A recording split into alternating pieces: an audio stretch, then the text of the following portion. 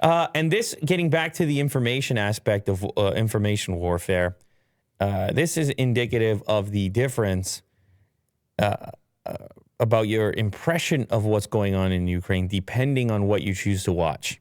Like whether or not you watch Channel 1 in Russia, whether or not you watch a broadcast in Kyiv, or whether or not you watch Later. These are three different universes in which you view what might be happening there. But here we have an interesting case of an individual living in Ukraine, actually in one of the hardest hit places, Kharkiv, and she can't convince her mother in Moscow that anything's going on. Oh, her mother's in Russia. Yes, her mother's in Moscow, and she messages and talks to her and says, this is my neighborhood. Everything's getting bombed. And her mother disputes.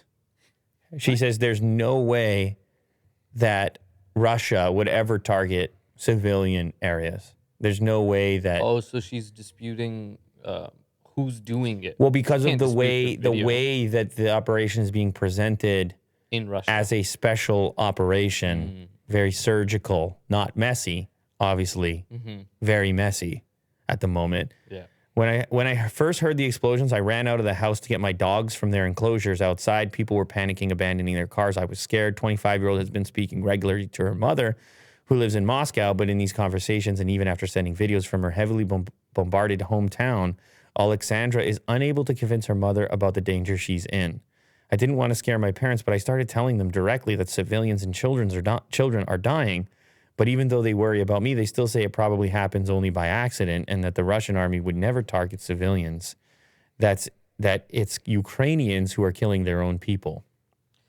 It's been positioned as a sort of like genocide in Russia, that there's been aggression towards certain groups inside of Ukraine, particularly groups who identify as Russian. That's what was happening on the east side. And that part of the conflict is obviously getting played up. And the part of the conflict of like apartment buildings being rockets going into apartment buildings, that would be downplayed, obviously, on the other side of representation. But I've been watching all kinds of clips. I'm amazed at what the people in Russia with the courage to get out on the street and talk to the public to protest or whatever because of the potential consequences of behaving in that way. Yeah, Alexandra says that people in Russia are being brainwashed by the content that they're seeing and the way it's being presented, which is obviously in a very sort of glorified fashion. She says that they're shelling nonstop. I've almost forgotten what silence sounds like. They're shelling nonstop, she said. Yeah, and look at the newsroom in Russia. That's Russia Channel 1. Look at that. Looks like our old set. Yeah, they're like, it almost looks like they're reporting on a sporting event. Yeah. But I guess CNN does this similar stuff. That's true, It's very weird, the kind of... It's crazy how much power media holds over like the way we think about things. Because I think the mother doesn't obviously have any ill wishes on her daughter. That she's lying to her. Right. She's like, you just don't get it. You don't get the full picture, but...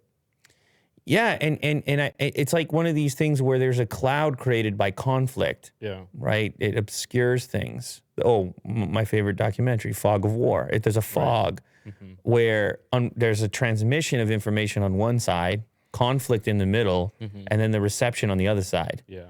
And you just can't see through it. It becomes so hard because all the rules have changed for communication.